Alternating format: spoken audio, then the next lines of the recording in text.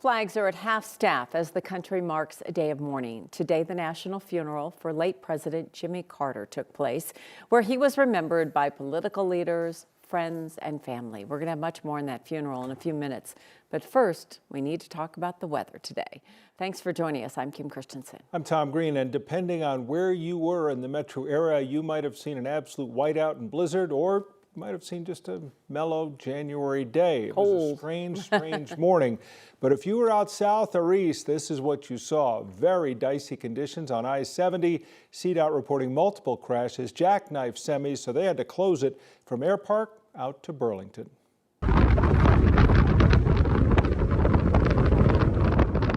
Of course, that's where the airport is, too. The wind's creating delays out at DIA. FlightAware said more than 500 flights were delayed today. 50 were also canceled. Around Denver, the snow tapered off about 10 this morning. Cold temperatures meant it was a coat kind of day for the doggos. Look at the little dog with his coat, and mom and dad and everybody else. And you need to bundle up tonight if you're heading out for any kind of thing, activity, or if you're taking the dog on another walk. Places to the south and the east got hit pretty hard with snow. This is the view from Parker down at Kathy's place. And in Colorado, the stock show is snow or shine. They're doing it. Today, the annual stock show parade went through the streets of downtown for the first time in 18 years. The Longhorns did not lead the parade. No Longhorns because the ranchers were held back because of poor visibility in Monument today. But they will be making up for it at the stock show this weekend. You can see them all throughout the stock show on the grounds. Kathy made it, though. Yep, there she is in that beautiful blue Stetson. Kathy, despite the snow, coming up to be the grand marshal of today's parade. Kathy, of course, has been a longtime supporter of the stock show and the host of the Junior Livestock Auction.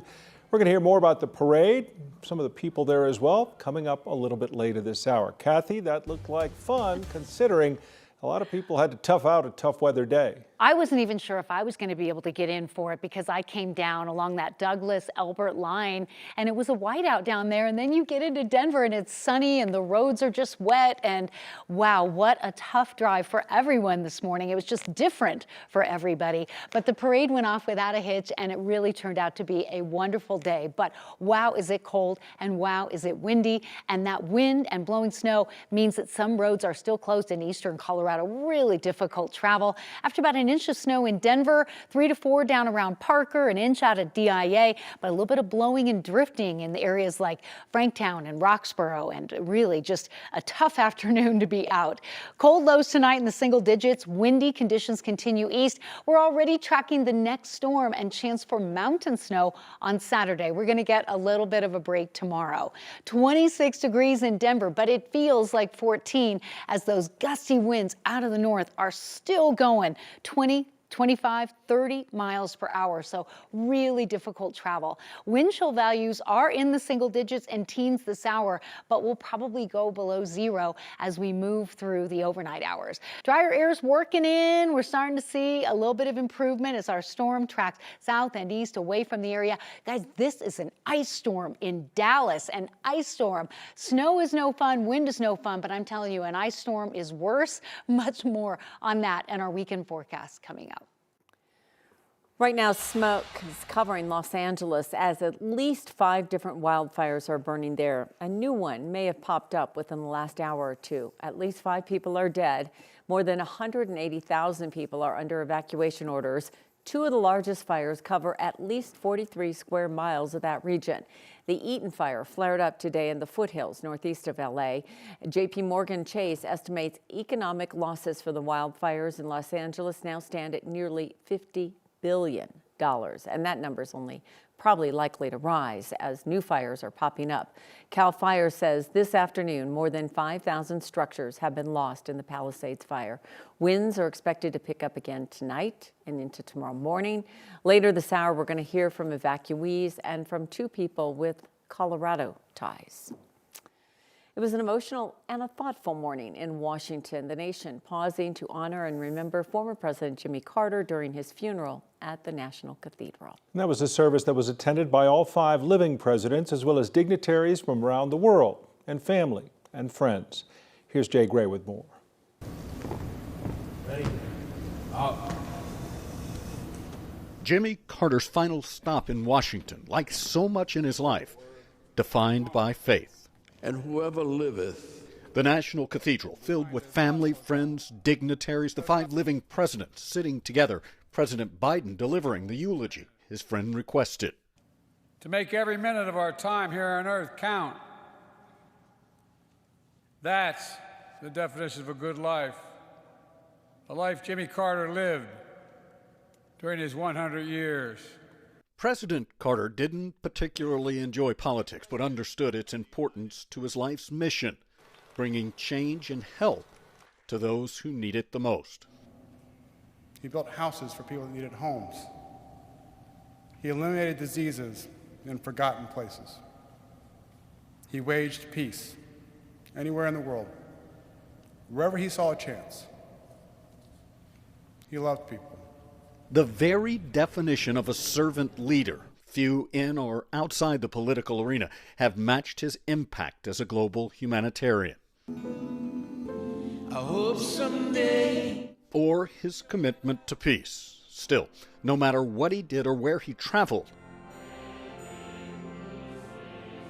he would always come home to Plains, Georgia, making that trip one last time today. As a nation gives thanks and honors Jimmy Carter for a century of dedication and love for his country and fellow man. Jay Gray, NBC News, Washington. Today, Governor Jared Polis delivered his annual State of the State address at the state capitol. In his second-to-last address as governor, Polis touched on what continues to be key issues under his administration: housing, immigration, the economy. He also addressed his vision for Colorado under a second Trump administration. We'll hear from the governor and talk with our own Kyle Clark coming up later this hour. A man that killed a woman and a Commerce City police officer in a drunk driving crash will spend the next 20 years behind bars. Today, a judge sentenced Fructuoso Rosales Cano for that 2020 crash. And 9 News' Amanda Gilbert was at the Adams County District Court, where she heard family members of the victims talk about the impact that fatal mistake has had on their lives. It's been more than 4 years since Francesca Arfrani Dominguez and Detective Kurt Holland died in Commerce City. This man, Fructuoso Rosales Cano, crashed into them while driving drunk on Highway 2 near Turnberry Parkway. I was so little and Mommy told me Daddy wasn't coming home. Today we heard from Kurt's wife and 8-year-old daughter, Amanda and Nora Holland. To the man that did this, you shouldn't have been drinking that much alcohol and driving. In killing him, you have destroyed me too. We also heard from Franny's sister, Rosemary. You took my baby sister. You took my best friend. You did a stupid thing, and because of that, you ruined our lives. Rosales Cano did not speak in court before the judge sentenced him to 10 years on each conviction to be served consecutively, 20 years total. The fathers of both victims shared mixed feelings after today's sentencing. Considering everything, I felt it was a pretty good sentence. As a father, I'm disappointed. I'm hurt, but we finally got justice for her. It's not enough. While the pain does not end, they're both glad to be done with the trial.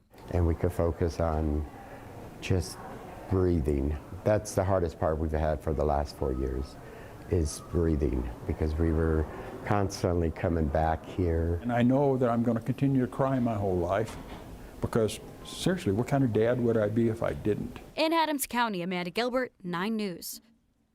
There were actually 7 victim impact statements. We heard 3 of them today. The judge also said this was that man's 3rd DUI.